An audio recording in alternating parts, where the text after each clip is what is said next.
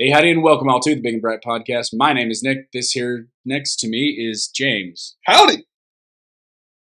What's up? You sound just what are you doing? What do you mean? There's clearly something different. What are you doing? I mean, I trimmed my beard. I think is that noticeable? But yeah, I got a little hot. Okay, We'll talk about that later. We're going with that. We're going with the beard. That's what this Well, is. yeah, I trimmed my beard because it got hot. But I mean, that's part of the story. We don't let the game out now, man. Things are just getting hokier and hokier here on the Big and Bright Podcast, but that doesn't mean that you should not like or subscribe or comment or share. Yeah, or share. Share it up. Was it algorithmically advantageous activity abounds, right? Wow, that's some big words there all at once. Basically, do what YouTube likes to do, and then we become more happy. That's basically that's the dumbed down version of that. But we do appreciate that, friends. Definitely sharing. Certainly, I want to get this information out to as many people as possible because I don't think a ton of people know a lot of the things that we talk about. Most importantly, our first story, which is that Texas is hot. Yes. Texas is a very hot place. We got a heat wave going. Yes. As a matter of fact, I spoke with some friends of mine who moved recently to Pennsylvania, to southwestern Pennsylvania. And they're like, yeah, it's 80 degrees here. And I'm like, hey, listen, I'll endure. Right? Yeah. I'll endure to not be in Pennsylvania. Yeah. This is actually my theory. So I have a theory about why Texas is so hot, right? Because when God created the universe, right? God created the world. He created it and he's like, okay, the world is going to be fallen. I can't make anything perfect, right? So there can't be anything absolutely perfect except for Jesus. Except for Eden, right? And well, this is before the fall, right? Okay. And then and he says, okay, so this area over here, this is basically perfect. Yeah. I got to give it a con now. Yeah, I go, let's just make it really hot for like 4 weeks out of the summer, just unbearably hot for 4 weeks out of the summer. Cool? Great. Awesome. Yeah. Good. So the heat is the one thing in Texas that makes it not the perfect place to be. And yeah, I mean, the problem could be easily solved. Just get a summer home in a northern state. I don't understand why people are griping about it. Yeah, well, in Texas, with the no state income tax, you can probably afford to do that. Yeah, but not under the Biden economy. That's very true. Well, the biggest story we have here that we're going to again, description. We'll have all these links. Overnight temperatures is typically what it's getting at. Obviously, day temperatures are horrendous, but overnight temperatures are the real reason that it's not cooling down enough. So because it's not actually getting any lower, by the time you have morning, you're already at 85, 90 degrees, and that's how you start your morning. Mm-hmm. But it also mentions here, especially for those who don't have AC, and it makes it kind of a point of talking about those who don't have AC. So I happen to look it up myself. About 1.6% of Texans don't have AC because you live in Texas. So I don't know how this applies to us, but okay. Yeah, 1.6% of Texans don't have AC. Which statistically means everybody basically has AC. I was going to say, yeah, 1.6% is probably just homeless people. I mean, I was a part of that 1.6% for a hot minute, literally a hot minute. Yeah. But I got my AC replaced. Got your AC fixed. That's a great thing to start off with in a brand new house. Yeah. But you know what? I'd rather do it now and it didn't go boom. Yeah. Which is what your story happened. That's what yours happened boom. To me, yeah. That's where you're like, well, I have to replace it. Mine was like, well, it's on its last leg. And then I got to do it. I mean, it's really funny. It's one of those situations where it's kind of like God inspired. I feel I literally used it to its exact last day because the last day it froze up. We had to do a few things. And of course, started leaking, so things were going wrong. But it was still blowing some air and still somewhat okay. Not comfortable, but okay.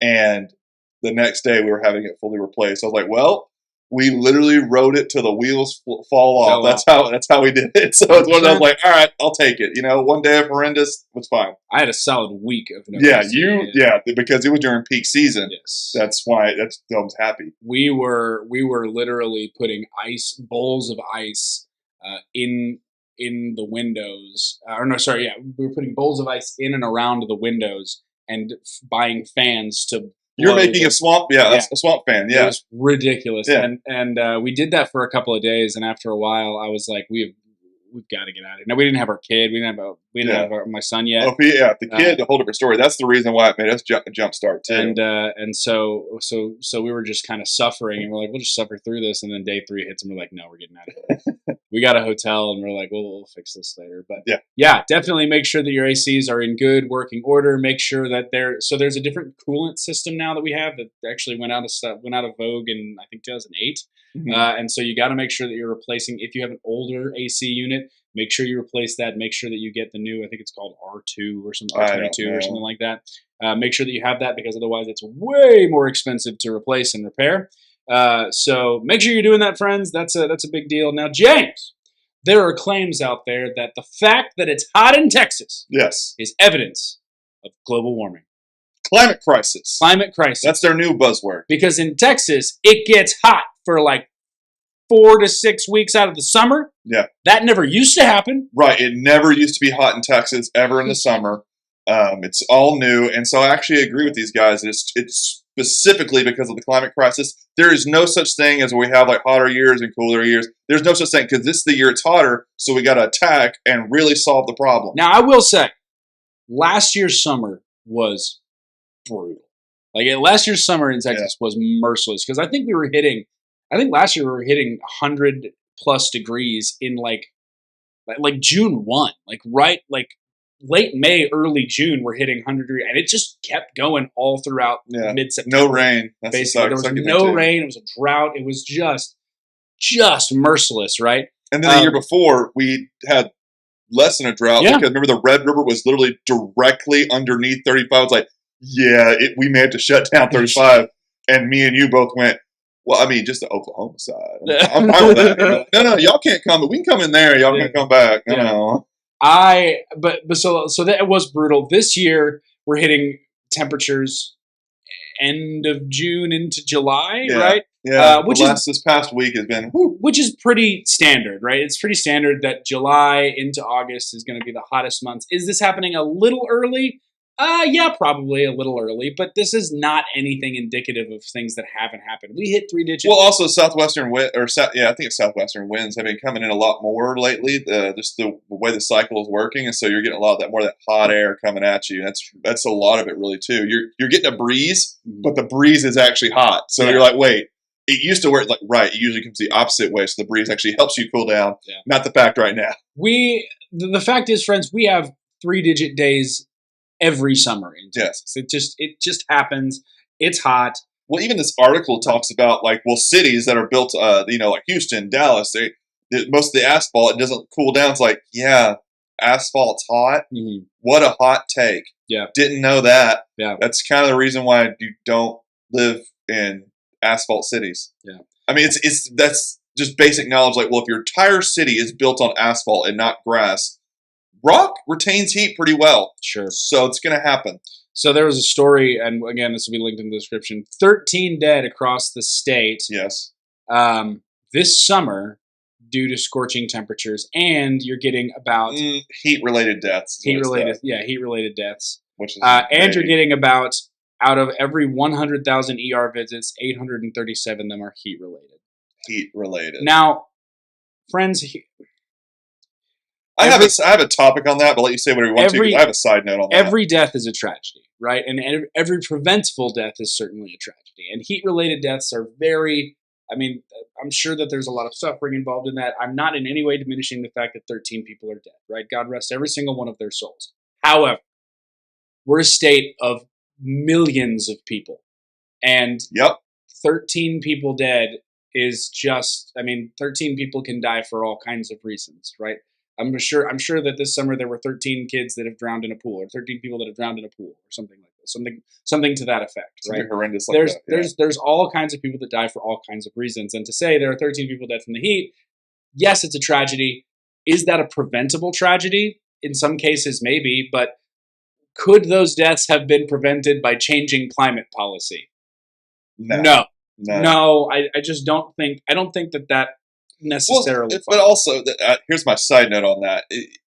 It's always brought up only in the summer, only when it's hot, only when you have a peak year of any deaths you can attribute to that peak year. Boom, we got our narrative of climate crisis. Boom, we ride that narrative hard. Well, it's not really the full truth. I mean, Bjorn Lomborg, which I've mentioned on the show before, he wrote a book called False Alarm. I even had an article in the New York Post, which I'll put in the description, where he lays out the biggest factor on heat deaths, basically, in the way he says it, is sexy to talk about when it comes to your climate narrative because it gets you exactly boom, boom, correlation, you're done. No, not really the case because for every heat death, as you mentioned, and I agree with you, it's a tragedy. Mm-hmm.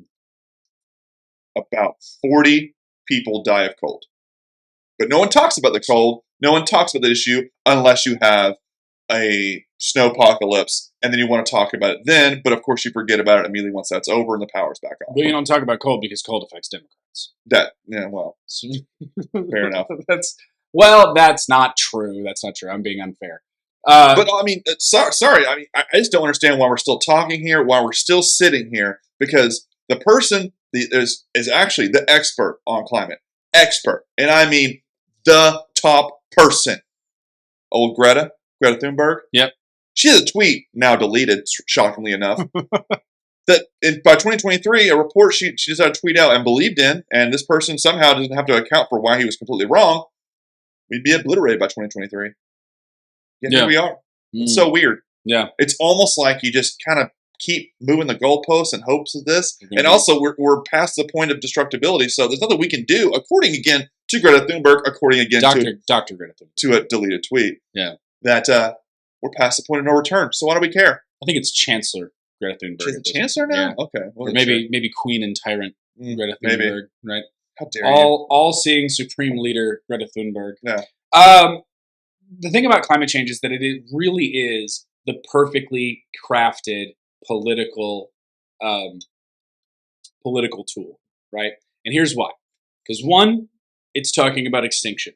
Yeah. The ultimate cataclysm. We're always the nuclear option. Yeah, we're avoiding the end of the world, and people will do anything and give you any level of power to avoid the end of the world.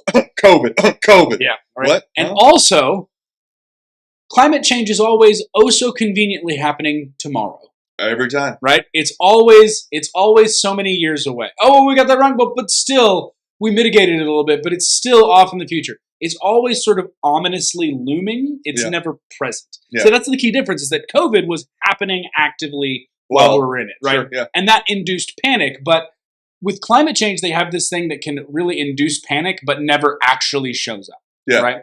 It can actually provide you real hard evidence. It's always estimates, and the estimates vary widely. Estimates and projection. And you take the highest projection, the nuclear option, every time. It says, like, well, here's actually what's probably going to happen, or at least a mid-range. But here's if everything goes right, if everything goes wrong, and you always say that everything goes wrong because you just assume the worst. Sure. Like, it's just cynical, but it's fine. And then you've also noticed how the language has changed. It's no longer global warming. It's climate crisis. It's climate change. It's climate crisis, right? Yeah. So now when it does get cold in Texas, it's climate change. Well, what about the following years where it's actually been kind of hotter than normal? Well, it's also climate change. There's both climate. It's a non-provable premise, so no matter what, it's the answer. Cynicism is the word of the day, friends, especially cynicism over recent Supreme Court rulings. Now, I don't know if you guys realize this. In fact, and the reason why is because I didn't actually realize this until like 2 years ago. But major Supreme Court rulings always come at the end of June.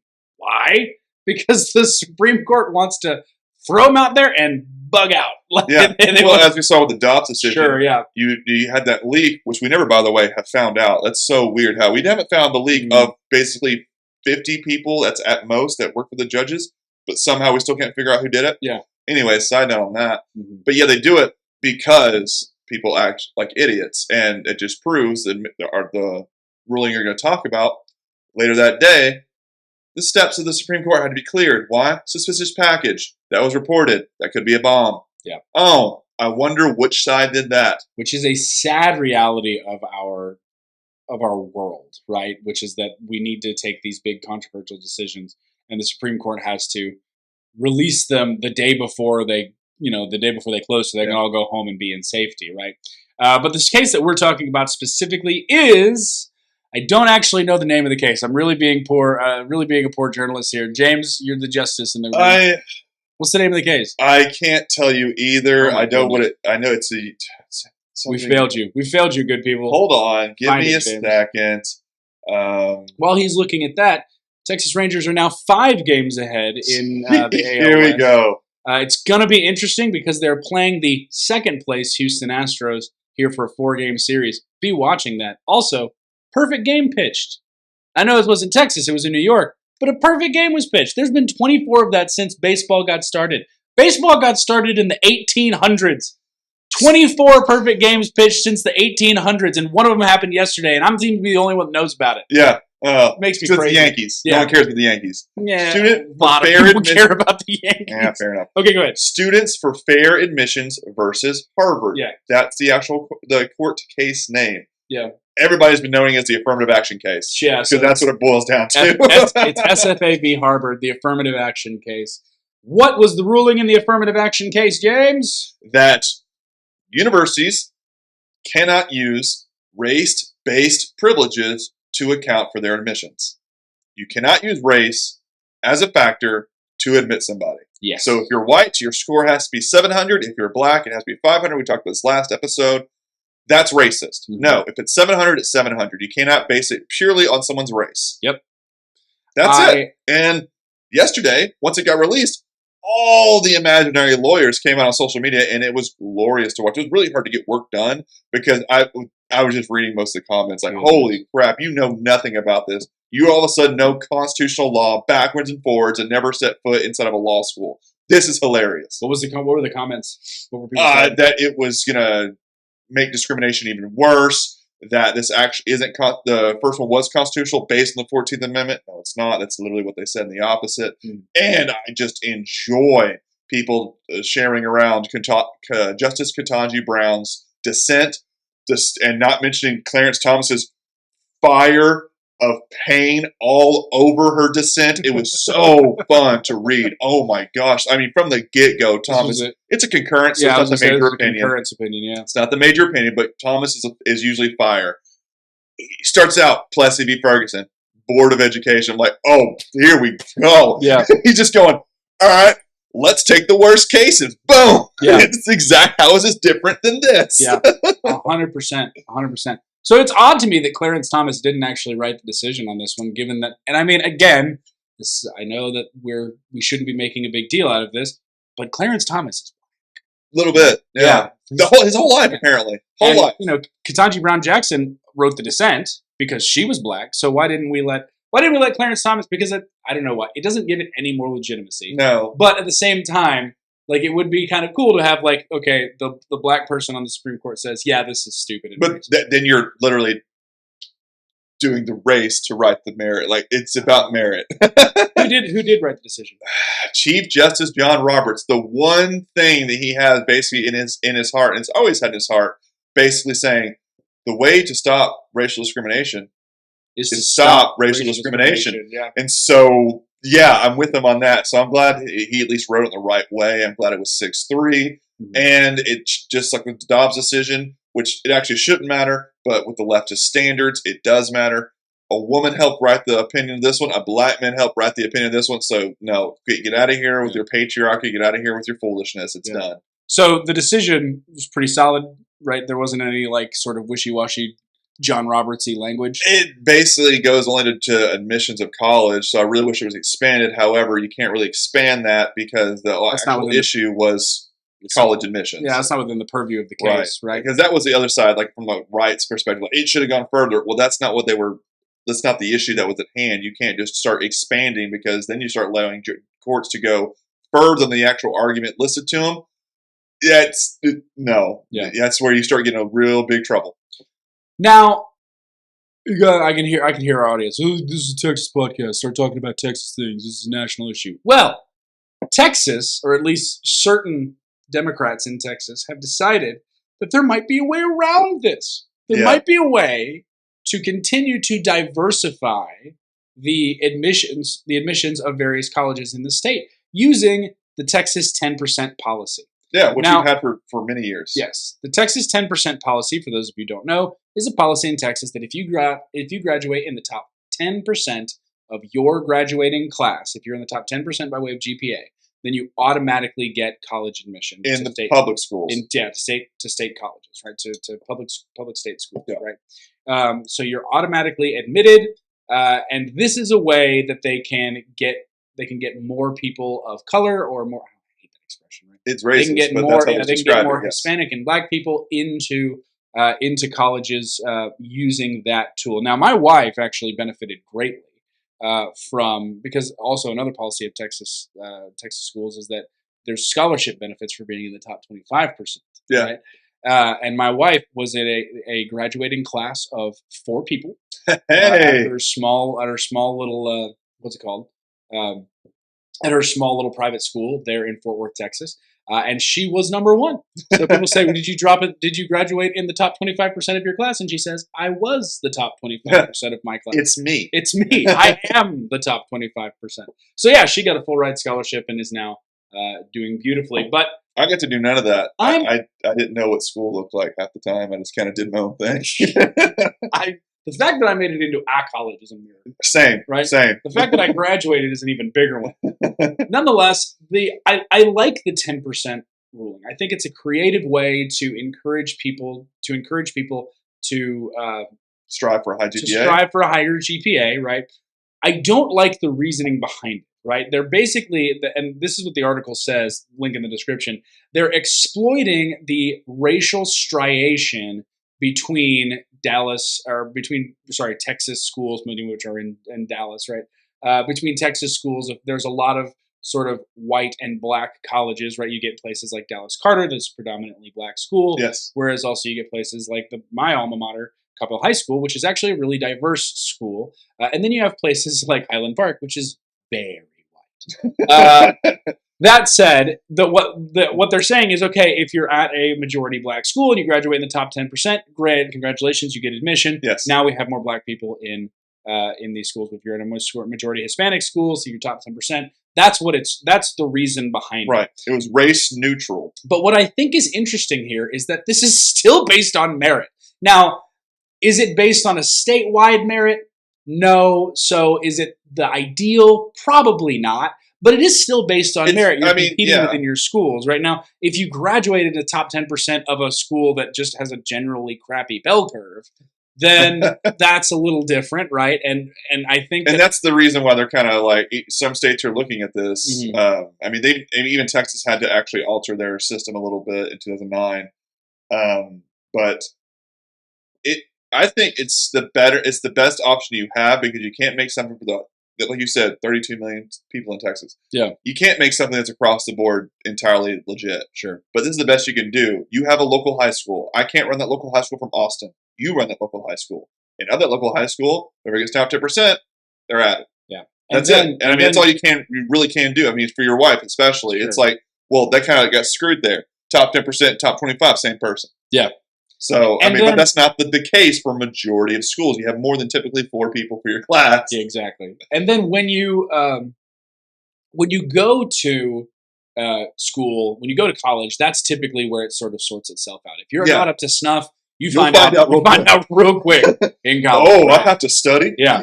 You find out real quick, right? Oh, how much am I paying for this? I think I'm gonna go work. Right? Yeah, I'm gonna go to junior college first. Hold on. I'm gonna go to JUCO and get a job. Yeah. Anyways, I just think it's wonderful how this is being projected or being talked about as being sort of a workaround. They're like, oh, we can get past this by just appealing to merit. And we're like, welcome to the conversation. Yeah.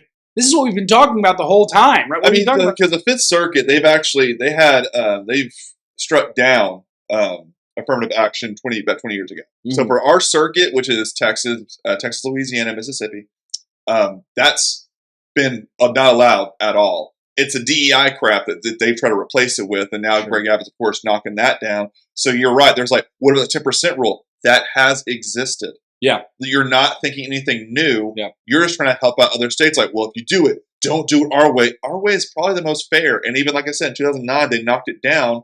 That way, it's 75% of the freshman class was in the 10% plan. So if you're 10%, you could accept 75% of your new class. That are 10%, you're automatically in. The other 25 are based on merit. Because just like your situation you just gave for your wife, sometimes I easily could have been in the top 10%, except for we had 4 people. Yeah. If I'm not number 1, I'm SOL. Yeah. And so he's like, well, we have a lot of small private schools in Texas as well. Let's just alter a little bit. So they gave a little bit more to those who happen to be maybe 2, 3, and 4 Sure. for existence in your wife's graduating class. And for the record, right, the other 3 guys, it was her and 3 guys Pick of the litter. that were graduating in her class. They also were able to make appeals, right? They a lot of them, from what I understand, a lot of them, I think 2 of them, actually did end up going to school, going on scholarship. So 2/3. They basically said, "Hey, this is my GPA. This is my situation. I was in a 4-person class, and this girl that I'm with is really, really smart." So she's a suck up. She's got the A's. That's yeah, what it I was just saying. No, she's butt smart. sniffer. I mean, you're hold on, pet. hold on. Look at her choice of marriage, though. She's clearly smart. Right. I mean, exactly. I think she's kind of like, on the special side. Yeah. Okay. Nonetheless, I thought you were going to. I don't want to assault you on the internet. I was trying to poke you on that one. I'll hurt you later. Rest assured. I'm more worried about your wife. I can run faster than her. But the thing is I do see one potential problem with this. What? Right? And that is that what you're doing now is you're saying, hey, we want to make our colleges more diverse, and the top 10% get automatic ignitions. So what happens? The teachers' unions, which, again, Texas doesn't have an official teachers' union, but a lot of people in Texas listen to people like Randy Weingarten. Yeah, you right? can listen all you want. They come in and say, hey, high school teachers, most of you are really liberal, if you could just help out the students of color in your class, so that they can maybe push them in the top 10%, maybe we could do something like that. I know a lot of teachers that would go along with that. I personally know a lot of teachers that would say, yeah, I'm going to, okay, well, you made the same mistakes and same errors in this essay, but you're going to get an A for this. You get a B or something like that, yeah. Because you, I mean, that's a sad fact. Even when it came to when I was graduating high school, I was really irritated because our school basically had a policy, likely along those same lines. Sure. It was, if you put your name on the paper, you got a 50%. You didn't do any work. Yeah. But your name's there. Yeah, they did that on purpose. That way, basically, their numbers look better. That's dumb. Yep. Dumb. So we had... Because it's super offensive to actually fail somebody. You know what? You didn't actually try. You fail. Yeah. Well, that's racist. No, he had a chance like everybody else did. I love this. I have a friend of mine who is a teacher down in Galveston, and he, during COVID, he says, Nick, I have 60 students in my class, and only 5 of them turned in the final. Yep. Right? Most of them didn't turn it in. And he's like, what do you think I should do? I said, fail all of them.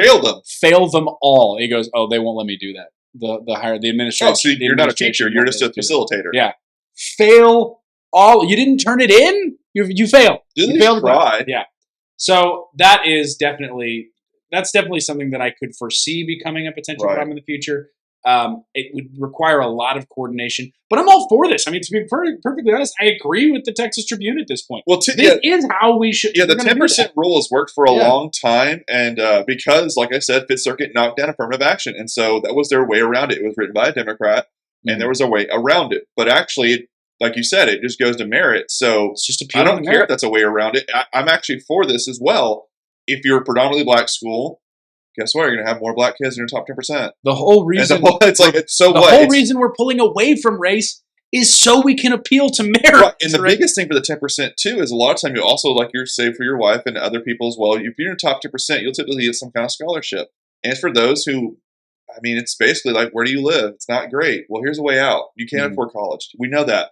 But if you work your butt off in high school, we can give you some kind of help out. Sure. That's a great thing. I mean, I think Texas should give a lot more because if it's a state university, I should be able to go in there without really any debt whatsoever because it's a state school that's usually, that's why the Puff Fund exists. University of Texas is like, what, $40,000 a year? It's expensive. It's really expensive. And that's why a lot of people go to JUCO.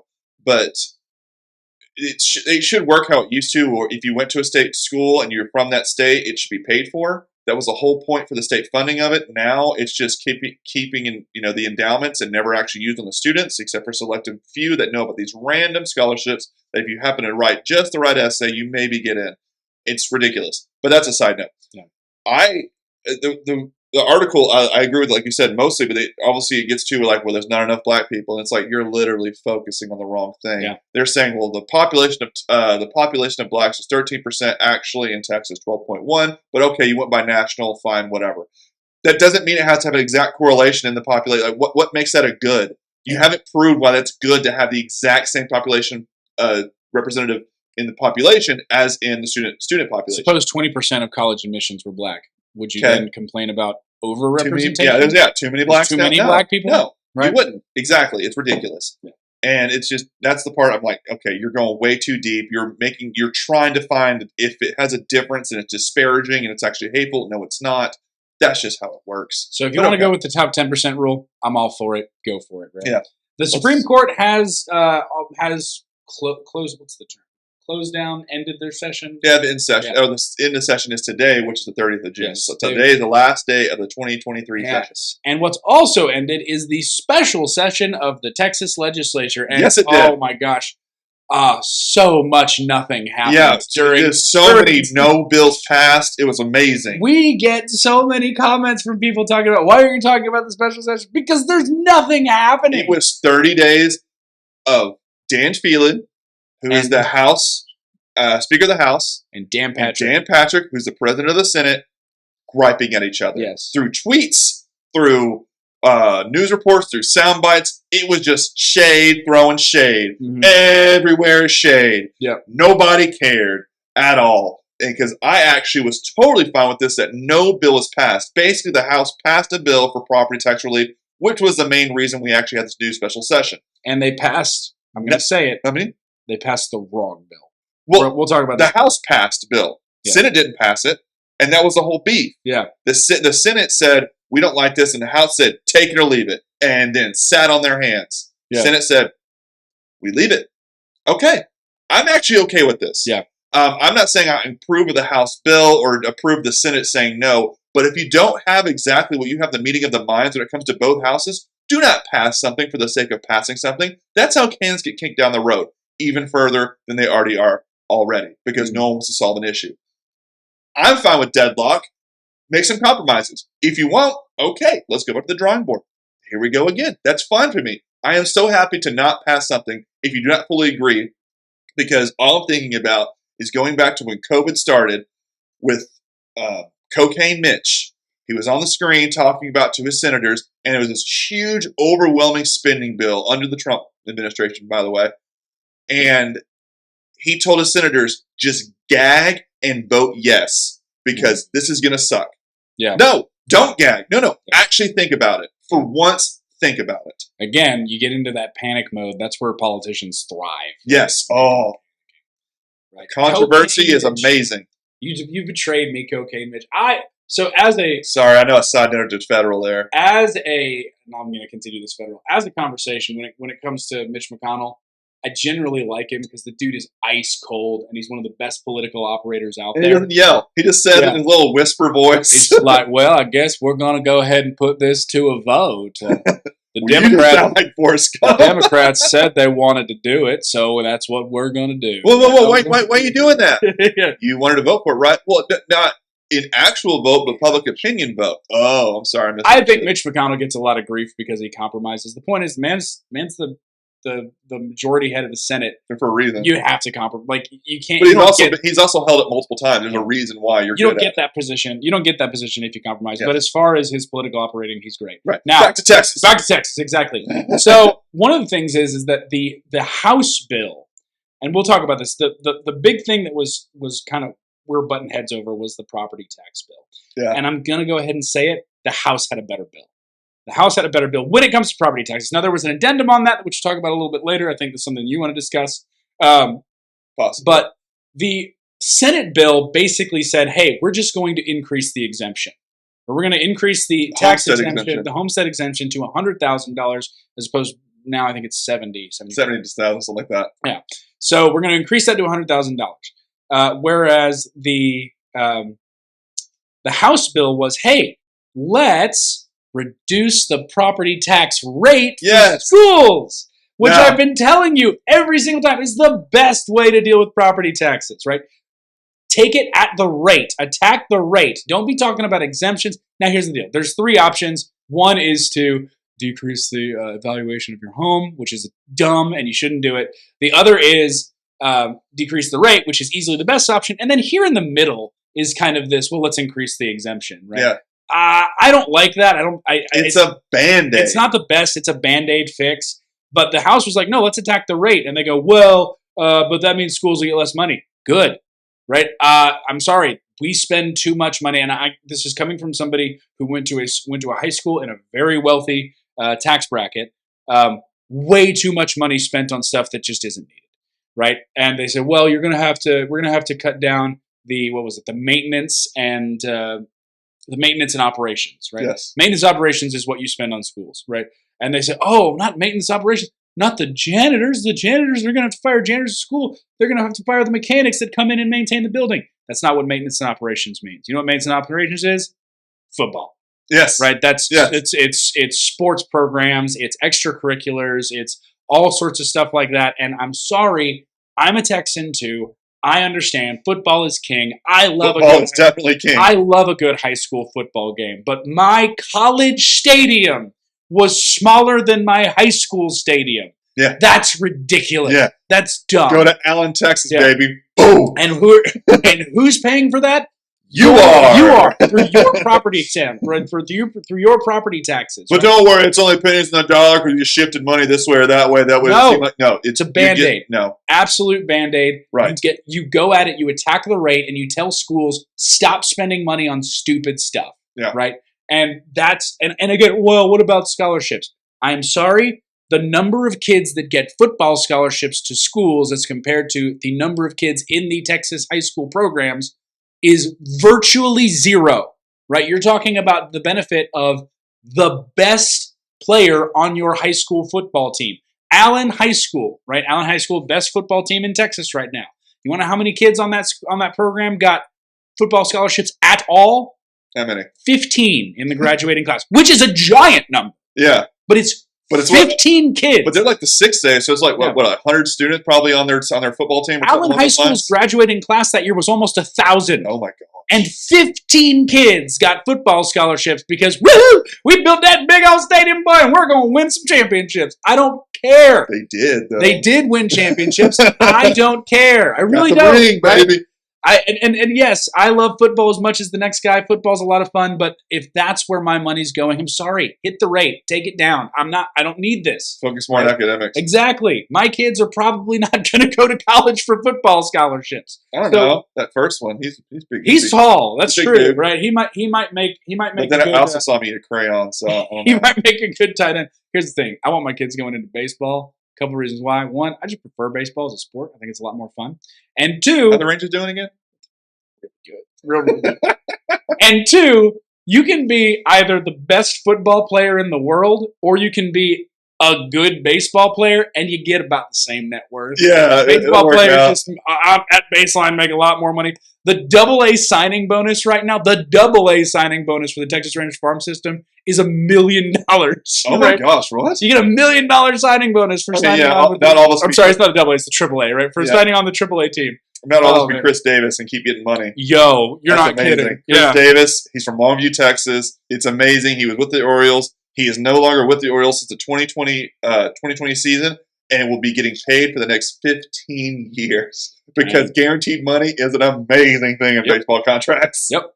So you're not wrong on that. Like, the thing is that if I'm going to send my kid off to make money, I'm going to send him into the sport that makes the most money. Right? Make some money for daddy. Exactly, right? Makes the most money. You don't even really have to be that good, right? Yeah.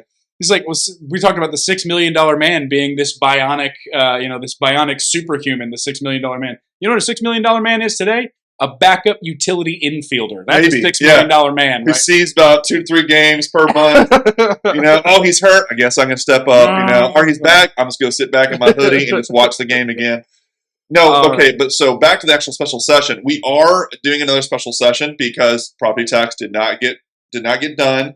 Yep. So they're going to do it again. And Abbott has come out and said, I'm going to keep doing it until you solve something with the property tax, which is likely to me. We'll get to another story about kicking the can to the road. It's likely was probably going to happen because people are just tired of it. But what did get decided, the one thing that did get decided in the special session, is the rules for the impeachment trial for Ken Paxton. If you remember, I talked about Ken Paxton has been impeached. Not confirmed. That's done by the Senate, which is where we're coming up to. It has laid out the Senate trial will now be done on September 5th. That is when it will start. And despite my despite my belief, Angela Paxton will be stepping out, and she cannot make a vote of yes, no, or present. She will just be there and not actually voting and not a part of the count, which means you only need 21 of 31, would be 32, or 33. I think one other person's actually out too. But anyway, 21 of 31 people to actually confirm and actually convict Attorney General Ken Paxton in the impeachment trial. That's the only thing that really got decided. Yeah. And I'm actually against Angela Paxton stepping out because I don't care if it's my husband. Guess what? I'm a senator. Show me the law says I can't. Yeah. Because I'm married to. You have none? I know you don't. So it doesn't apply. But whatever. I think she did as a good grace to kind of backstep. That's she's probably doing it to help out her husband, which I totally understand. It's your husband after all. You don't want to be going to jail. Because it won't be jail time, but obviously it'll be great fodder for a prosecution down the road. I think that Angela Paxton not making as big of a fuss about this as she could have is indicative of the fact that Ken Paxton probably did a lot of this stuff. So because if she's like, yeah, I really don't want to vote yet. This is allegations. I could slew any allegation against you I want to in public opinion. Allegedly. Yeah. And also, once I don't allow you to present any evidence contravening any of the evidence I produced that you did all these things, it makes it quite easy to say, look, it's obvious. Look at it. He's not even refuting. We're gonna have a whole episode dedicated. All right, fine. We're gonna have a whole episode dedicated to 10. But when it gets closer, we'll go to it. Yes, 100%. Let's go with the special session. There's a new bill that has been approved by the Senate. Do you want to talk about that? Yes, I do. Where are we talking about? The Senate approves property tax bill, extra payments for teachers. Yes, this one. Yeah. So this is the bill that has extra payments assessed with teachers, right? So teachers they're not calling it a pay raise. They're just giving teachers an extra $2,000 a year, right? Well, so in tax credit. $2,000 tax credit stipend. Just like the home thing, tax credit. I get no money. So you get a $2,000 tax credit as a teacher if you have greater than greater than 20,000 students, I think it is. Along those lines. And 6,000 if you have less than 20,000. Yeah, students, right? 20,000 and extra 6 if it's fewer than 20,000. Yes. So you actually get more if it's fewer. Yeah, if you have greater than 20,000 students, then it's $6,000 tax credit. Where is this money coming from? It's coming from the surplus. Yeah, it's coming from $33 billion surplus. Money. Yeah, well, okay, it's great that we have a surplus, and I love our teachers. I do.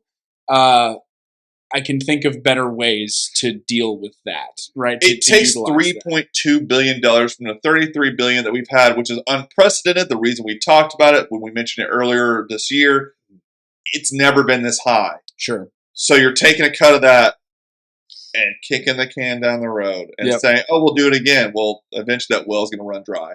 But okay. Yeah.